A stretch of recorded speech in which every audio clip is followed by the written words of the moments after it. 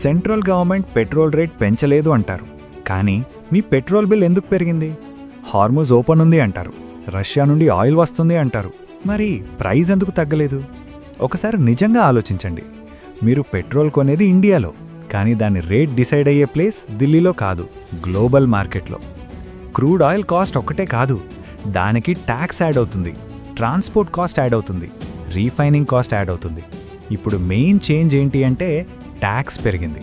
అందుకే oil supply normal ఉన్నా మీ petrol bill పెరిగింది.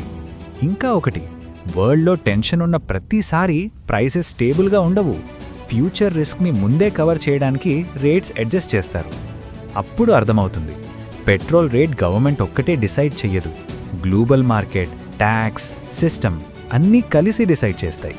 అందుకే మీరు పెట్రోల్ కొనేది ఇండియాలో, కానీ దాని ప్రైస్ డిసైడ్ అయ్యే ప్లేస్ ప్రపంచం మొత్తం. మరి మీరు పే చేస్తున్నది పెట్రోల్ కోసమా లేక సిస్టమ్ కోసమా?